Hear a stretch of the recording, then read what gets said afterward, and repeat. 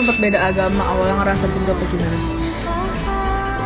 Wow, ini pertanyaan sangat berat sebenarnya. Cuman nggak apa-apa ya. Kita nggak ceritain gimana terlalu dalamnya. Cuman kalau buat awalnya ngerasa buntu apa enggak, karena kita awalnya jujur aja kita menjalannya kayak belum terlalu serius. Kayak ya udah kita jalanin aja dulu. Sebagai status pacaran doang.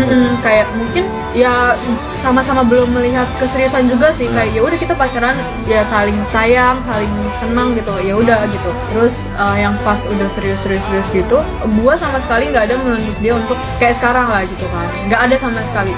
Dia yang sholat Jumat aja itu gue nggak tahu. Tiba-tiba sosok ngirim foto dia pakai baju koko. Terus gue kaget dong kayak, wih, kok dia sholat Jumat gitu. Itu gue nggak ada sama sekali nyuruh. Tapi dia nggak nyuruh kayak harus ini ya gitu. Enggak, itu emang mungkin ya lebih niat dari gue aja sih. Dia mau juga belajar pelan-pelan. Itu yang menurut gue juga ya udah keseriusan dia yang gitu.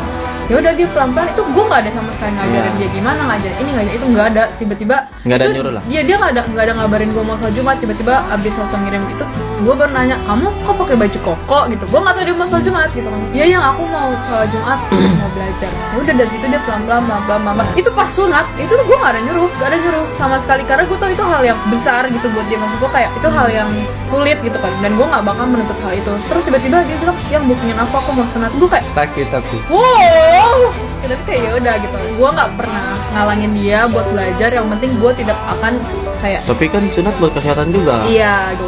Intinya kayak ya udah gue benar-benar membebaskan dia. Dia mau belajar apa, dia mau cari tahu apa, dia mau ngapain, dan gue nggak pernah memaksakan hal itu sama sekali. Dan ini valid ya guys ya. Jadi kalau kalian bilang dia pindah karena gue nggak, dia belajar sendiri, dia kemauan dia sendiri gitu. Salah satu alasannya benar, ada karena keseriusan dia ke gue. Cuman ya dia nggak semata-mata karena gue gitu. Yang pasti dia mencari tahu dulu, dia cari ini bener nggak, ini yakin nggak gitu. Ya dari diri dia sendiri gitu ya kayak.